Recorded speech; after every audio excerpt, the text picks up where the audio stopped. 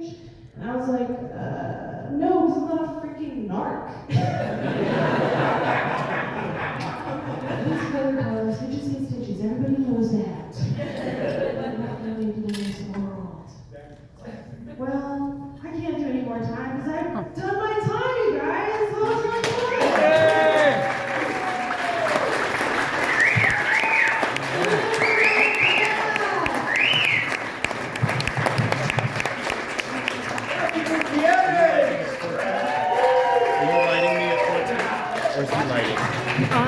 He'll go like this. You want him to like you? No,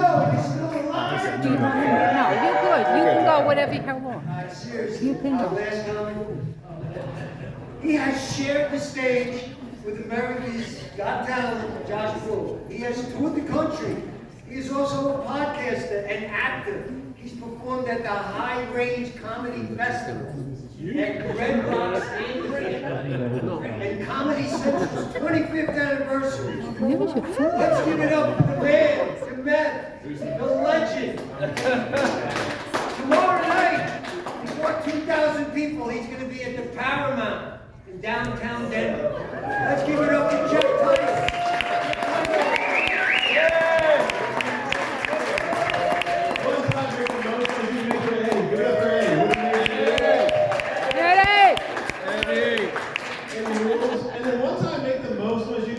Yourselves and this beautiful room and venue and the staff. This is awesome. Thank you so much.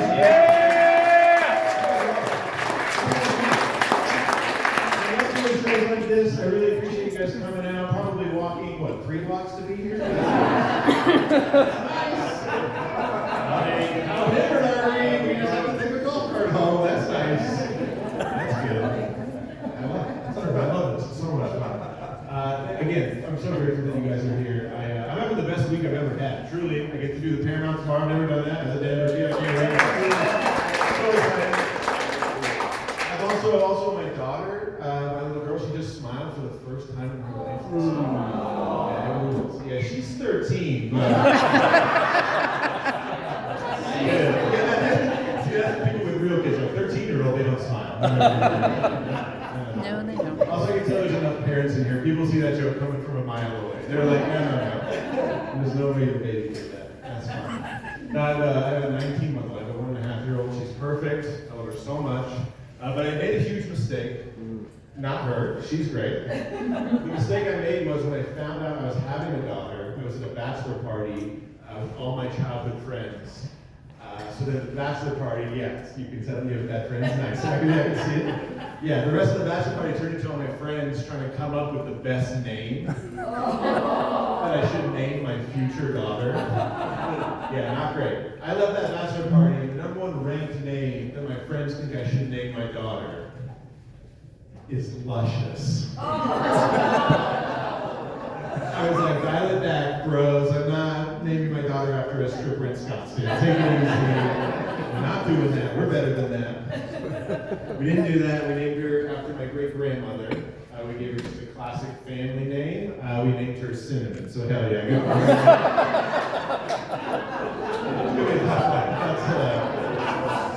That's all right. That's our fault. That one's nice. She's perfect. I was holding my daughter for the first time in the delivery room. First time she's crying, I'm crying. It's an emotional situation. I'm gently shaking her back and forth, rocking her back and forth gently. I tell you to stop doing that really quick. I'm gently rocking her back and forth. I don't know what to do. I don't know how to calm her down. And then in that moment, I realize I don't know any lullabies because from the back of the delivery room, a nurse goes, "Oh, just sing her something. Just sing her a lullaby. Like that'll help soothe her." And I was like, "Oh, okay, yeah, lullaby, okay." To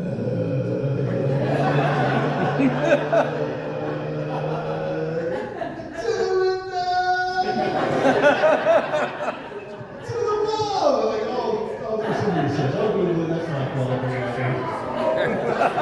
Yeah, there you go.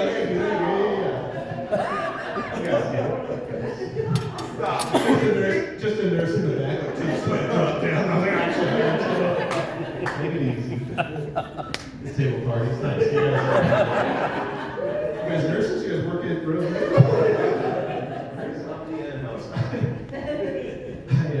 My daughter, she's 19 months. She's getting big. It's cliche. I'm sure you guys all know. Like they grow up so fast, just in a blink of an eye. Like I feel like just like a month ago, even just a few weeks ago, she was just like this little blob of a person who I could leave in the living room for however long you guys think is appropriate.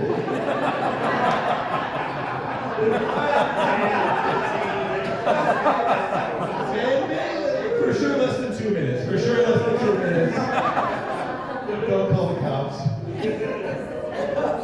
Now she's so big. She's running around like she's taking stuff off she's a domestic terrorist. Like she is everywhere. She's insane. Now I have to treat her like she's a Philadelphia sports fan that just won a championship and she's rioting in my living room. It's so specific.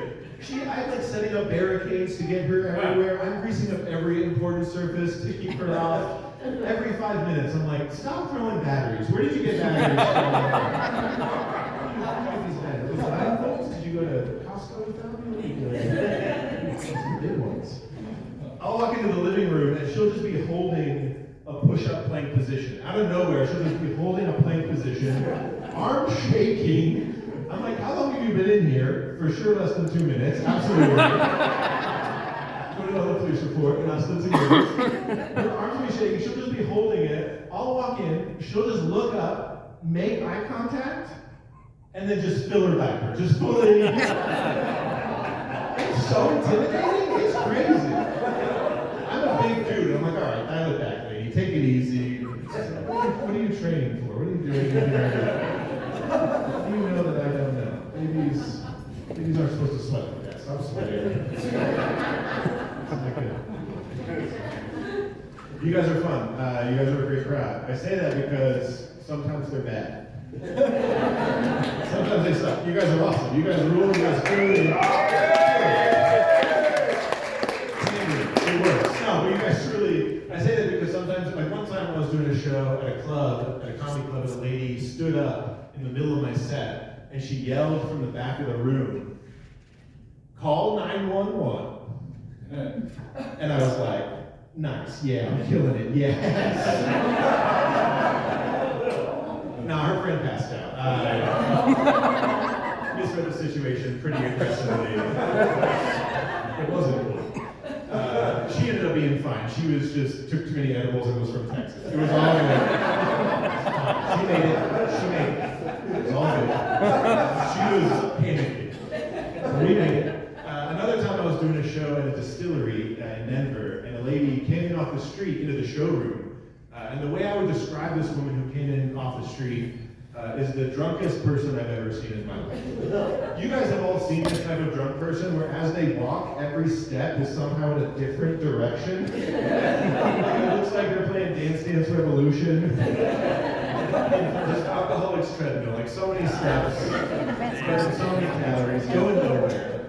She stumbles in, she's making so much noise. Everyone's looking at her, she's causing such a problem. So I have to acknowledge it, I have to say something. So all I say to diffuse the situation is, Mom.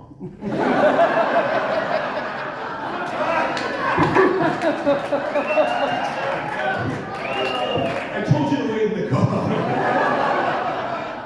Crowd loved it. My mom hated it. She was upset. She comes fired towards the stage, another 55 million just combos. Putting up high scores. Then I realized she's not coming towards me. She has no idea a comedy show's even happening. She's on a different planet. She's so messed up. She's headed to a bathroom that is perfectly and conveniently located on the side of the stage. The bathroom is touching the stage of this venue. Yeah, which for stand-up comedy, like when a joke bombs and no one laughs, that's a terrible feeling.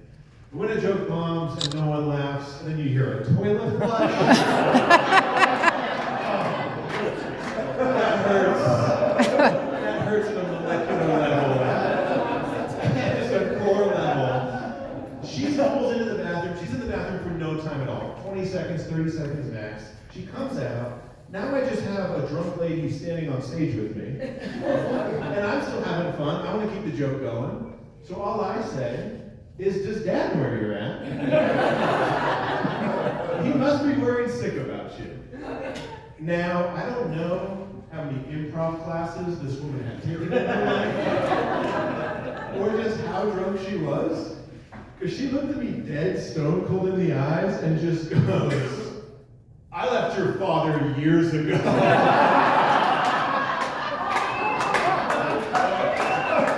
I was like, she's a genius. She is a comedic genius. And then this is true, and it was way before Wilson made it cool. She started punching me as many times as she could. I don't know why. Just all these little drunk haymakers. She was hitting me in the wrist. I have no idea why. I'm a big dude. I just hit her once. Just once. I didn't do that. I didn't do that at all. I gave her like the Little League coach side hug, like no threatening, like everyone just calm the hell down. Now I'm holding a drunk lady on stage. Finally, someone from the bar comes and grabs her and takes her out. And I realized in that moment, I was like, oh, I don't have a joke that could follow that. I don't have a joke better than a lady crip walking in, kind of taking a dump,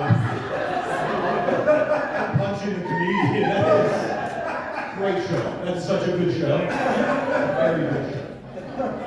Luckily, I'm saved by her, because as she's being dragged out by the bouncer, with one last muster of drunken energy, she turns around and yells to me, hurry the hell up, the car's running. I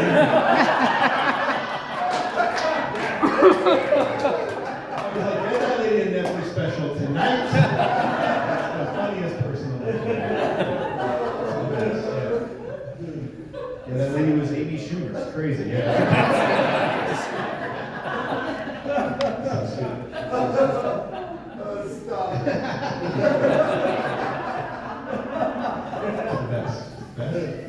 You guys are funny. I recently did a show. Well, no, that's not true. I do shows pretty much every day. I do too much comedy. I realized that because I recently went to a wedding in New York with my wife, and we're at the wedding, and our friend's wedding, and I got to stop doing so much stand-up because the preacher started doing his set. That's not what it's called. And a minute in, he made a joke and it didn't land. I leaned over my wife. I was like, this dude is bombing right now. Show some respect. We love these people. I also recently did a show in my friend's backyard because comedy's going great. I'm crushing it. Things are going well. My buddy was like, hey, you know $40 to tell jokes in my backyard? I was like, $40? I'm in your backyard right now. He's like, it's 2 p.m., get a real job, get out of my backyard. What are you doing? Something happened at that show that had never happened before. Everything's happened at a comedy show. It's true that lady punched me. It's all true. First time for everything, though. I'm in my friend's backyard doing stand-up, and I got heckled by his neighbor over the fence. Hurt my heart. Never before, just from the darkness of the suburbs, I hear, hey man, you suck. Alright, I'm just getting heckled by Wilson, I guess. What's happening? Nice, that's just a test to see how old the crowd is. Good. Yes, good. I didn't know what to do. I had never been yelled at in the middle of the suburbs before. Didn't know anything good. Then I thought about it for a second, and I was like, oh, I'm white, so I wrote a letter to their HOA. Got it. I like this because this is like a big HOA. This feels so good. That's the best. Everyone's like, I'm sending emails tonight. We're getting emails. Where it hurts. It's the Nextdoor app, just 10-page essay on the Nextdoor app. Do you guys have the Nextdoor app here? Oh yeah, everyone nodded, just everyone. It is a war zone. The Nextdoor app is a war zone. It's a war zone. It's active war zone. It's so bad. If you don't know what the Nextdoor app is, it's just coyotes and racism. That's all it is. Nothing in between. That's all that's going on that app. It's mayhem over there. I don't want to talk about this, but here we are. We have a lady in the neighborhood I live in. She sucks. Here we go. All right, she's back. Her name is Pam. I gotta stop using her real name, but I'm not going to. I found out in my neighborhood on Nextdoor next door app that apparently the rules are that in my neighborhood you're allowed to own 0 chickens. Yes, I know, blasphemy in Colorado, I guess. Because this woman is actively and aggressively trying to change the rules so that you're allowed to own 8 to 13 chickens. Which, all that means is this lady for sure already owns 8 to 13 chickens. And she's just trying to retrofit the rules to her life. That's all she's doing. That's like the CEO of your company being like, hey, you're not allowed to work here if you have a DUI. And then he gets a very public DUI. And he's like, all right, you get 1 DUI. Just one of those cool ones. Just one of those college ones, you guys get it. Yeah. I also went to my favorite place on the planet the other day. I love it so much. I go there 3 times a week because I'm trash. I went to Popeye's Chicken. Greatest place on earth. I unironically love Popeye's Chicken. It's my favorite restaurant. The reason I love Popeyes so much is because the service is so good. So maybe you get the Popeyes, all right? The reason the service is so good is because they don't want you there at all. It's the best. They are so upset that you decide to come to their place of work and ask for food, and it makes me so happy. I love that too much. Those are the type of people I want to spend time with. Every person who works at a Popeye's Chicken has the same energy as a teacher that's about to retire in 2 weeks. Same person. You walk in, you're like, hey, can I get a chicken sandwich? And in unison, oh, I gotta know, can you? Am I in trouble?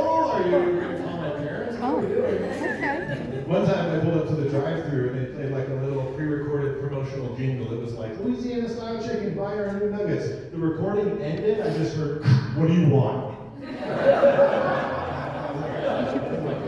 Popeye's roast food tastes better when you're terrified. That's how it works. That's just nature. That's just evolution. That is not the vibe you get at Chick-fil-A. What is going on at that youth group? Also, well aware, I know I look like I manage a Chick-fil-A. Don't laugh that hard. God damn it, or gosh darn it.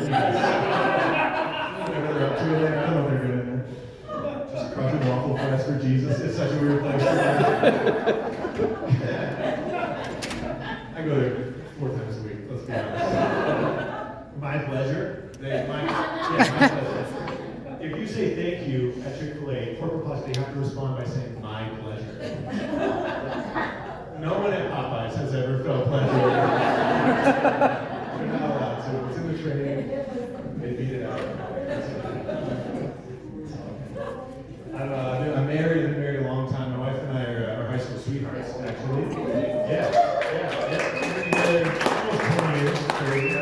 And we're high school sweethearts, or what you guys would call settling, is what that's called. No, it's my life. Don't be sad for me. My wife's amazing. We went to prom together. Like, we should just do this every night of our lives. And then idiots. Don't do that. It's crazy. To be completely transparent and honest, my wife was the one who settled. She's amazing. I love her. She rules. I hate when comedians talk trash about their girlfriends or their wives. They're like, oh, it sucks if my girlfriend's whatever. It's like, hey, bro. You're a stand-up comedian. Right? It's your fault. For sure it's your fault. You did this. My wife's amazing. We've been together since we're 17. She grew up to be this incredibly talented, successful medical professional, which is awesome for me. I grew up to be a stand-up comedian and a graphic designer. Yeah, so for her it's like, at least he's tall. I don't know. I need the bowls down. I'm super helpful right now.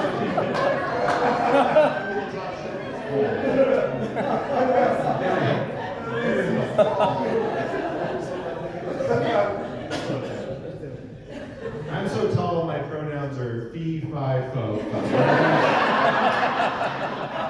Dumbest joke you're gonna ever hear. That's the dumbest joke. So sorry.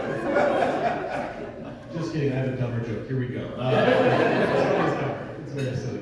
My wife is a better person than me. She doesn't have Facebook at all. She's not on Facebook, which is great on one hand for her general well-being, just her mental health. But on the other hand, I don't know when her birthday is. We found a dumber joke. We found a dumber joke. Here's the thing about marriage that no one tells you in your 20s. In your 20s, no one tells you that you have to go to all your friends' first weddings. Yeah, good divorced energy in here, good. Because you find out in your 30s and your 40s, you find out that you have to go to all your friends' second weddings. She's like, calling and I was like, this goes for you guys. It's true, I love a first wedding, I truly do, but I love a second wedding. So much more fun. The vibes have changed, for sure. First wedding, it's amazing. It's always in the same place. It's always in the bride's hometown chapel. They invited too many people. It's too expensive. It's awesome. Love a first wedding. Always in the same place. Second wedding, always in the Dominican Republic. Just so no one will go. The whole vibe is like, mistakes were made, but we're on a beach. Let's get obliterated. Let's party.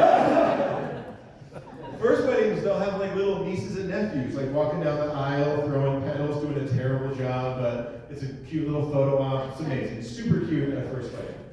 Second wedding, no nieces or nephews, no rose petals. Every single time, just 3 furious stepkids off to the side. Just looking like the Hot Topic corporate ladder.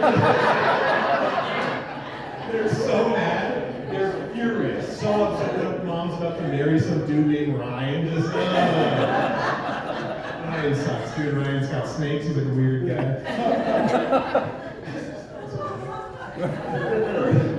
Some of you I can feel grew up with Ryans. Some of you are Ryan. I can tell. What's wrong with Mr. Slithers? First weddings, they'll straight up read out of the Bible. They'll have like they'll read famous scripture readings at a first wedding. They'll play the hits. If you know it, sing along. They'll read verses like, love is patient, love is kind, love does not boast, love is not envious. Not at a second wedding. No Bible verses. At a second wedding, they'll just straight up read 90s song lyrics. You'll be on the beach and they'll just get up there and they'll be like, ooh, what is love? Baby, don't hurt me. Baby, don't hurt me. No more. Ooh, that got sad. That got so real. You're like, what book of the Bible is that? Like the book of MTV2.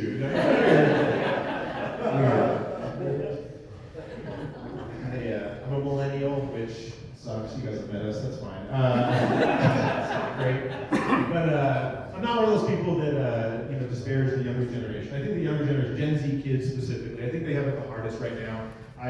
Truly, they grew up, they had to go through a pandemic in their formative years. I think that's damaging. They also have the first generation that fully grew up on the internet. I don't think we know the damages of that yet. Well, we do. They're so mean. Have you met them? They're so mean. Everyone's like, did bullying go away? No, it's alive and well. They're crushing it. They're so mean. I say that because the other day I posted a video on TikTok, which is the saddest thing I've ever said out loud to a bunch of adults. I posted a video on TikTok the other day, and I mispronounced a word in the first sentence. In the first sentence, instead of saying magnum opus, I said magnus opus. And just a simple mispronunciation. And then that video went viral on TikTok. Truly hundreds of thousands of views. Not because it was good, or it was because it was funny, or because it was interesting, but because then every kid on the internet came running to my comment section with their inhaler to tell me how stupid I am and to bully me. And here's the problem about the young kids these days on the internet. Every single comment, this is what hurt my heart the most, every single comment, 10 times funnier than anything I'll ever say in my life. These kids are built for it. They are brutal. They're like Bane from Batman. They are villains. They wake up every single day and they're like, I was born in the darkness of the comment section. They're ready for war. It's insane. Here's what they'll do. They will hit you with the worst dance sequence of all time while educating you about a global issue happening in the world today. while simultaneously being so mean all at the same time. Like out of nowhere, you'll just get a comment on your phone and be like, oh, what is this? And out of nowhere, it'll just be like, whoa, did you know that the ocean levels are rising to a level you'll never reach in your comedy career?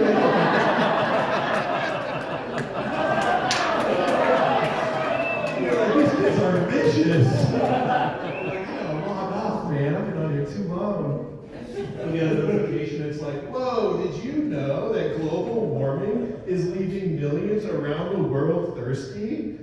Nowhere near as thirsty as you in this weird Hinge profile picture. And you're like, what the hell, dude? I'm married. I'm not on Hinge. And they're like, you are now, bro. We signed you up. We showed your wife. And you're getting divorced. Here's the thing about Gen Z and the young kids these days. They 100% will respect your pronouns, but not your soul. They don't care about your soul. That's my time, everyone. You guys have been so much fun. I appreciate it.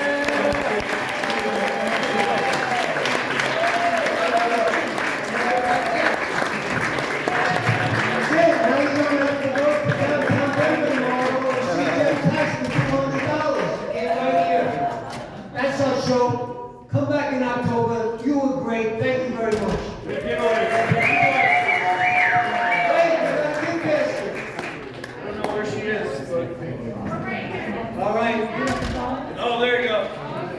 You gotta pull the number. You have to say. Tickets. If you left, you can't get the gift basket. Just want a gift card.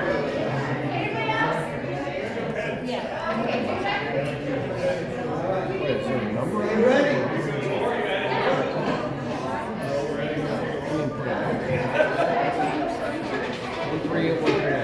No, that's for the gift card. What am I winning here, Ann? What am I I don't winning? know what's going on here. Gift basket. One is a gift card from the realtor. Oh, who's the realtor? Card right there. One is- Am I going to put my name in there? No, Yeah. they're gonna call a number. Call the number. Just say 138139.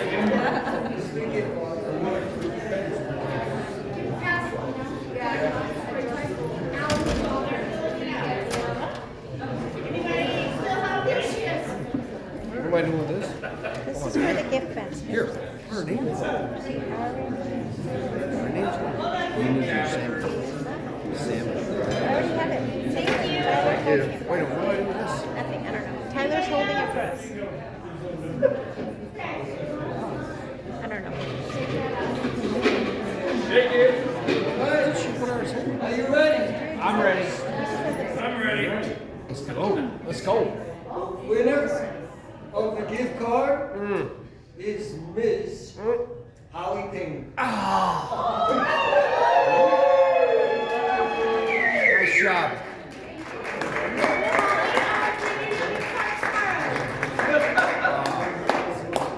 We're so happy for you. All right. Got a gift basket here. Is this the number, right? Our winner is Let's go. number 1. 0991110. No. Yes! Nice job. Nice job. All right.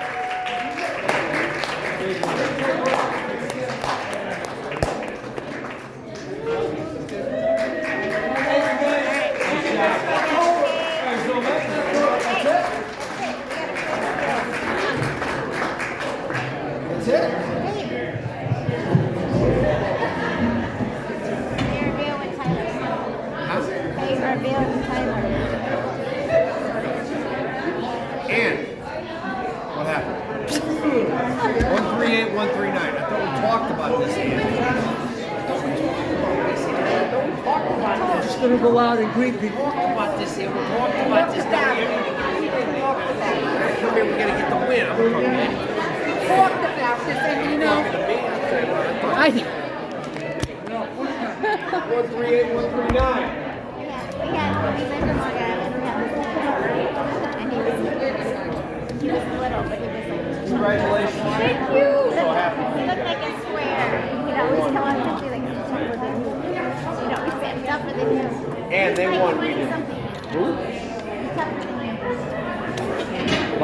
I'm tougher than about you. 260. I'm tougher than you.